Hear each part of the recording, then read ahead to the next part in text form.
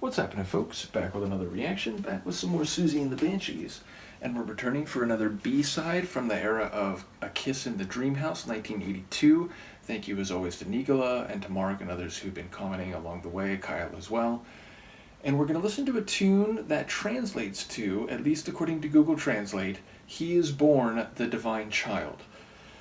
So it makes me think of scriptural narratives, the Christian story specifically of Jesus being a divine birth, both in terms of, I suppose, his teleological destiny, but also the idea of him being born without being conceived in the traditional way, but through divine means. I do wonder whether this is in some ways a holiday or Christmas tune. Even if that is the case, in the remotest sense, I don't expect it to have the tone or the tenor of a typical holiday track, given that Siouxsie and the Banshees, although they have made, or I have heard tracks from them that are in some ways sonically lighter, so to speak, I do feel like a lot of their material is dark and cycling, or has some wicked bent to it, even if it's sonically as opposed to lyrically. Nevertheless, and often both, I should say. So yeah, my thought is that maybe this relates to the scriptural story of Christ's birth, and yet even if that's the case, I would expect it to have some darker twist to it. So I guess I'll see what I can pick up on a first listen, and perhaps it won't even be in English given the title of the track. But this is Siouxsie and the Banshees with a song that I believe translates to He is Born the Divine Child, which I think is the Melt B-side. Il est né le divin enfant, jouez au bois, résonnez musette. Il est né le divin enfant, chanson tous son avènement.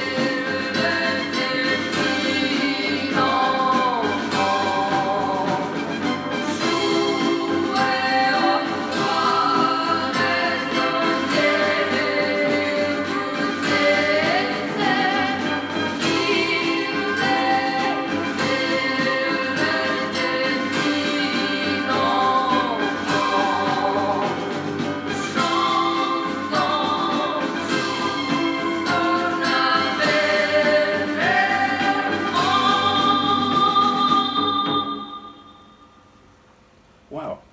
So definitely a shorter one. That's got to be like 2.5 minutes at most. Yeah, just about 2.5 minutes exactly. So, I don't know. It actually felt maybe a bit more straight away. It had that celebratory, triumphant, even maybe messianic type of feel that a lot of Christmas music does. Again, I suppose it depends on the lyrics, which I think are in French. I might be wrong there, but I think that's right. But yeah, it feels more straight away, let's say, than I expected in advance.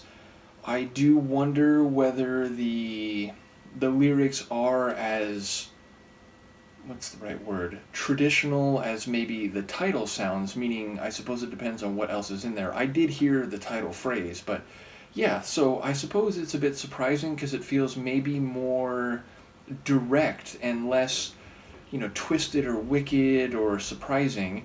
I obviously don't speak French, or I suppose it's not obvious, but I don't speak French, so I'm not quite sure, and I look forward to hearing people's comments on whatever lyrics, and maybe this is a, traditional song. Maybe this is one that comes down from earlier generations or even centuries. And in fact, like it wasn't quite like that Middle Ages polyphony where you have different voices overlapping each other and doing different melodic lines, but it felt a bit oldie timey. It felt a bit, pre-modern music in terms of the, the horn stylings and again the vocal performance. And I do think Siouxsie does a compelling job with her delivery, which again feels a bit triumphant. So yeah, I wonder about this one. And ultimately the drumming, not to compare it to, I think, a song that is much more recent than at least this sounds like, but the Little Drummer Boy, that has that sort of marching style drumming, and that certainly was the case with this one as well. So yeah, a curious B-side, and one that does make me wonder if this came out